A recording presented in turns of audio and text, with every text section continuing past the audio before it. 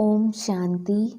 18 फरवरी 2022 के महावाक्य हैं, मीठे आज्ञाकारी बच्चे, तुम्हें सदा अति इंद्रिय सुख में रहना है, कभी भी रोना नहीं है, क्योंकि तुम्हें अभी ऊंचे ते ऊंचा बाप मिला है। प्रश्न: अति इंद्रिय सुख तुम गोप गोपियों का गाया हुआ है, देवताओं का नहीं, क्यों? उत्तर: क्योंकि तुम अभी ईश्वर की संतान बने हो, तुम मनुष्य को देवता बनाने वाले हो। जब देवता बन जाएंगे तब फिर उतरना शुरू करेंगे। डिग्री कम होती जाएगी, इसलिए उनके सुख का गायन नहीं है, यह तो तुम बच्चों के सुख का गायन करती हैं। गीत मुझको सहारा देने वाली। ओम शांति। यह एक ने कहा या दो ने कहा? क्योंकि बाप भी है तो दादा भी है, तो यह ओम शांति किसने कहा? कहना पड़े दोनों ने कहा, क्योंकि तुम जानते हो दो आत्माएं हैं, एक आत्मा है, दूसरी परम आत्मा है। इन सबको जीव आत्मा कहा जाता है। तुम आत्माएं भी यहाँ पार्ट बजाने आए हो, दूसरे धर्मों की बात ही नहीं। बाबा भारत में ही आते हैं, भारत ही बर्थ प्लेस है। शिव जयंती भी मनाते हैं, परंतु वह कब और कैसे आती हैं यह किसको भी पता नहीं है। शिव तो निराकार को कहा जाता है, उनकी पूजा भी होती है, शिव जयंती भी मनाते हैं। जो पास्ट हो गया है वह मनाते हैं, परंतु जानते नहीं कि वह कब आए, क्या करके गए। अब तुम बच्चों को तो सब कुछ पता है, तुम कोई से भी पूछ सकते हो कि यह किसकी रात्रि मनाते हो। मंदिर में जाकर पूछो, यह कौन है, इनका राज्य कब था। परमपिता परमात्मा के साथ तुम्हारा क्या संबंध है, उनके साथ किसका संबंध है? जरूर कहेंगे सबका संबंध है, वह सबका परम पिता है, तो जरूर पिता से सबको सुख का वर्षा मिलता होगा। इस समय दुख की दुनिया है, भल नई इन्वेंशन निकालते हैं, परंतु दिन प्रतिदिन दुख की कलाएं तो बढ़ती ही जाती हैं, क्योंकि अब उतरती कला है ना। कितनी आफतें आती रहती है, मनुष्यों को दुख देखना ही है। जब अति दुख होता है तो त्राही त्राही करने लगती हैं, तभी बाप आते हैं। इस समय सब मनुष्य मात्र पतित हैं, इसलिए इनको विशेष वर्ल्ड कहते हैं। वहाँ सतयुग में दुख होता ही नहीं। तुम बच्चे समझते हो कि यह ड्रामा बना हुआ है। इस समय सभी रावण अर्थात 5 भूतों के वश हैं, यही दुश्मन है। दुख की भी कलाएं होती है ना। अभी तो बहुत तमो प्रधान हो गई हैं, क्योंकि विष से तो सब पैदा होते हैं। दुनिया को तो मालूम नहीं कि वहाँ विष होता ही नहीं है। कहते हैं वहाँ बच्चे तब कैसे पैदा होंगे। बोलो, तुम पहले बाप को जानो, उनसे वर्षा लो, बाकी वहाँ की जो रस्म रिवाज होगी वही चलेगी। तुम क्यों यह संशय उठाते हो? कोई ने प्रश्न पूछा कि शिव बाबा जब यहाँ है तो फिर वहाँ मूल वतन में आत्माएं होंगी। जरूर, यहाँ वृद्धि होती रहती है तो आत्माएं हैं ना, परंतु पहली पहली मूल बात है बाप और वर्षे को याद करना है। इन बातों से तुम्हारा क्या मतलब? तुम्हारे जब ज्ञान चक्षु खुल जाएंगे, फिर कोई भी प्रश्न पूछने का रहेगा ही नहीं। बाप कहते हैं मुझे याद करो और वर्षे को याद करो। सिर्फ मुक्ति तो पाना चाहते हो तो मन मना भव, राजाई चाहते हो तो मध्याजी भव। तुम बच्चे जानते हो कि हमको पढ़ाने वाला कौन है। इस चैतन्य डिब्बी में चैतन्य हीरा बैठा है, वह सत बाबा भी है। परम आत्मा ही शरीर से बोलती है। कोई मरता है तो उनकी आत्मा को बुलाया जाता है, उस समय यह ख्याल रहता है कि हमारे बाबा की आत्मा आई है, जैसे कि दो आत्माएं हो गई। वह आत्मा आकर वासना लेती है। यूं तो है सब ड्रामा, परंतु फिर भी भावना का भाड़ा मिल जाता है। आगे तो ब्राह्मणों में कुछ ताकत थी, आकर बातचीत करते थे, रुचि से खिलाया जाता था। यह ज्ञान तो नहीं है कि वह आत्मा है। आत्मा तो वासना लेती है, बाबा तो वासना भी नहीं लेते हैं, क्योंकि वह तो अभोक्ता है। आत्मा तो भोगती है। बाबा कहते हैं मैं अभोक्ता हूँ। आत्मा तो वासना की मुरीद होती है। मैं तो मुरीद नहीं हूँ। मेरे साथ योग लगाने से तुम्हारे विकर्म दग्ध होंगे। समझाना है, शिव जयंती मनाते हैं। शिव तो निराकार है। जैसे आत्मा की भी जयंती होती है। आत्मा शरीर में आकर प्रवेश करती है। शिव ही पतित पावन है, जिसका ही आह्वान करते हैं कि आकर इस रावण के दुखों से लिबरेट करो। इस समय 5 विकार सर्वव्यापी हैं। आधा आधा है ना। जब रावण राज्य शुरू होता है तब और धर्म आते हैं। सबको अपना अपना पार्ट बजाने आना है। मैं आता ही यहाँ हूँ। अब तुम बच्चे जानते हो, इस चैतन्य डिब्बी में कौड़ी से हीरा बनाने वाला बाप बैठा हुआ है।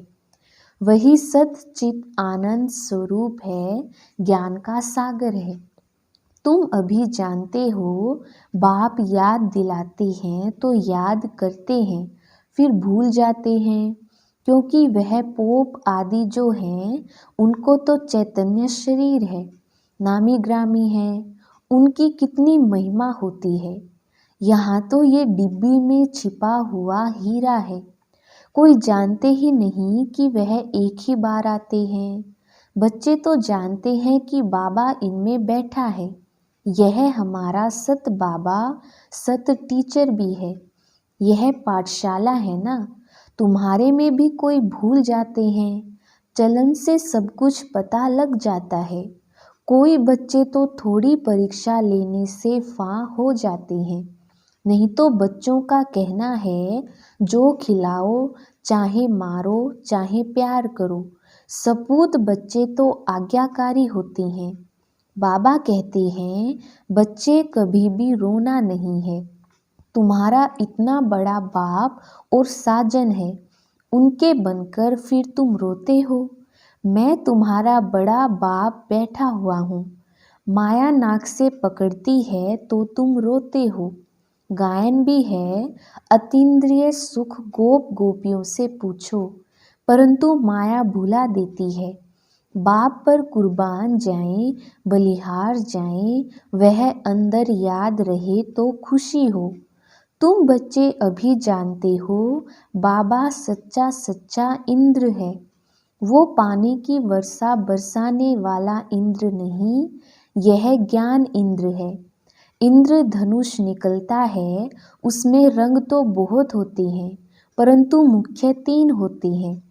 बाबा तुमको इस समय त्रिकालदर्शी बनाते हैं। त्रिकालदर्शी अर्थात आदि मध्य अंत को जानने वाला, अर्थात स्वदर्शन चक्रधारी, तीनों कालों को जानने वाला। यह बातें तुम अपने से ही मिलाएंगे। तुम बच्चे जानते हो कि यह इंद्र सभा है, इसलिए बाबा लिखते रहते हैं, कोई भी विकारी मूत पलीती मेरी सभा में ना हो। तुम भी ज्ञान डांस करने वाली परियां हो। ज्ञान इंद्र का परियों को फरमान है, कोई विशेष अर्थात विकारी आदमी को यहाँ नहीं लाना। तुम बच्चों के पास विशेष ही वाइसलेस बनने के लिए आते हैं, परंतु मेरी सभा में नहीं लाना है। कायदे भी है ना। वैसे तो मैं यहाँ बहुतों से बातचीत करता हूँ। ईमानदार सपूत अच्छा बच्चा है तो लव जाता है। जैसे गांधी के लिए सबको लव है। काम तो अच्छा किया ना। इस बने बनाए ड्रामा को भी समझना है। यह हूबहू रिपीट हो रहा है। कोई का दोष नहीं है। रावण को तो सभी को भ्रष्टाचारी बनाना ही है। इन सब बातों को तुम बच्चे ही जानते हो और क्या जाने। पतित पावन कहते हैं, कुछ भी समझते नहीं हैं। तुम तो वही हो जिन्होंने कल्प पहले भी बाबा को मदद की थी। सतयुग में यह थोड़े ही मालूम रहेगा कि हमने यह राज्य कैसे लिया। अब तुम जानते हो यह बेहद का बाप कितनी बड़ी आसामी है। बाप ही भारत को कौड़ी से हीरे जैसा बनाते हैं। स्वर्ग में एक ही आदि सनातन देवी देवता धर्म था। अब फिर से उसकी स्थापना हो रही है। सारी दुनिया में शांति स्थापन करना यह तो परम पिता परमात्मा की रिस्पॉन्सिबिलिटी है। वह बाप ही आकर सबको धन का बनाते हैं। समझाते हैं, तुम निधन के क्यों बने हो। रावण राज्य कब से शुरू हुआ है तुम जानते नहीं हो। रावण का बुत बनाकर जलाते रहते हो। इस समय भक्ति मार्ग की उतरती कला है। राम राज्य तो सतयुग को कहा जाता है। तुम इस समय हो ईश्वरीय औलाद, क्योंकि कला कम होती जाती है। इस समय तुम्हारे में बड़ी रॉयल्टी चाहिए। तुम हो मनुष्य को देवता बनाने वाले। अतीन्द्रिय सुख भी गोप गोपियों का ही गाया हुआ है। ऐसे कभी नहीं कहा है कि अति इंद्रिय सुख लक्ष्मी नारायण से पूछो, परंतु गोप गोपियों के लिए कहा है, क्योंकि वह ईश्वरीय औलाद है। देवता बनते हो फिर डिग्री कम हो जाती है।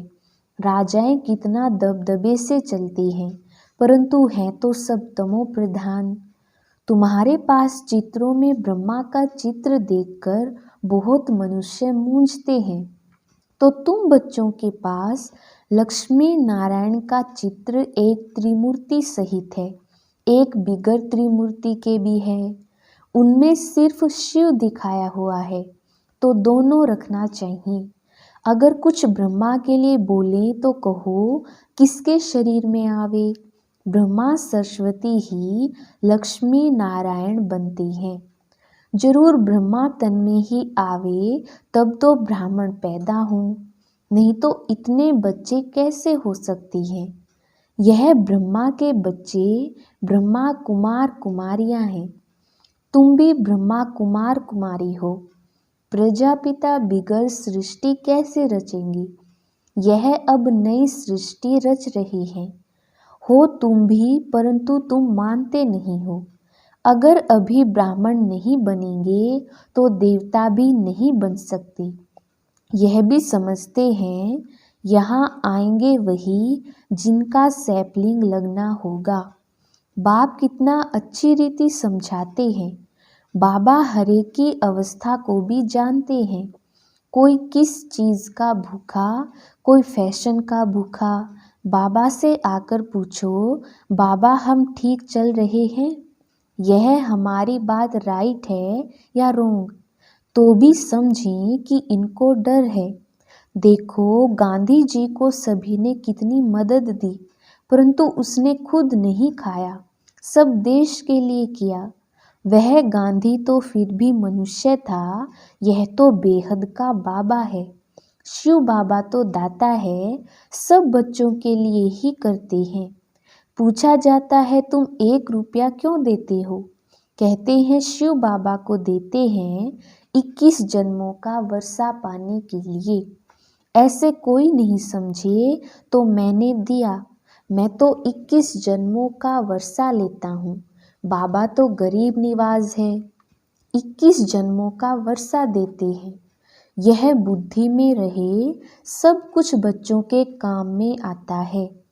गांधी भी काम में लगाते थे, अपने लिए कुछ भी इकट्ठा नहीं किया। अपने पास भी जो कुछ था वह दे दिया। देने वाला कभी खुद इकट्ठा नहीं करता। सन्यासी छोड़कर चले जाते हैं, फिर आकर इकट्ठा करते हैं। उन्हों के पास तो बहुत पैसे हैं, कितने फ्लैट्स हैं। वास्तव में सन्यासियों को एक पैसा भी हाथ में नहीं होना चाहिए। ला ऐसे है, वह कभी दानी नहीं हो सकती। तुमको तो बाप की राय पर चलना है। बाबा, यह सब कुछ आपका है। जैसे आप कहेंगे ऐसे काम में लगाएंगे। बाबा डायरेक्शन देते रहते हैं, बच्चों को अमल में लाना है। अच्छा, मीठे मीठे सिकिलधे बच्चों प्रति माता पिता बाप दादा का याद प्यार और गुड मॉर्निंग। रूहानी बाप की रूहानी बच्चों को नमस्ते। हम रूहानी बच्चों की रूहानी बाप दादा को याद प्यार गुड मॉर्निंग और नमस्ते जी। धारणा के लिए मुख्य सार। पहला पॉइंट है, कदम कदम बाप की राय पर चलना है। पूरा पूरा बलिहार जाना है। जहाँ बिठाए जो खिलाए, ऐसा आज्ञाकारी होकर रहना है। दूसरा पॉइंट है, अपनी चलन बहुत रॉयल ऊंची रखनी है। हम ईश्वरीय औलाद हैं, इसलिए बड़ी रॉयल्टी से चलना है। कभी भी रोना नहीं है। वरदान, साधारण जीवन में भावना के आधार पर श्रेष्ठ भाग्य बनाने वाले पद्मा पदम भाग्यवान भव। विस्तार, बाप दादा को साधारण आत्माएं ही पसंद हैं। बाप स्वयं भी साधारण तन में आते हैं। आज का करोड़पति भी साधारण है। साधारण बच्चों में भावना होती है और बाप को भावना वाले बच्चे चाहिए, देह भान वाले नहीं। ड्रामा अनुसार संगम युग पर साधारण बनना भी भाग्य की निशानी है। साधारण बच्चे ही भाग्य विधाता बाप को अपना बना लेते हैं, इसलिए अनुभव करते हैं कि भाग्य पर मेरा अधिकार है। ऐसे अधिकारी ही पद्मा पदम भाग्यवान बन जाते हैं। स्लोगन, सेवाओं में दिल बड़ी हो तो असंभव कार्य भी संभव हो जाएगा। अच्छा, ओम शांति।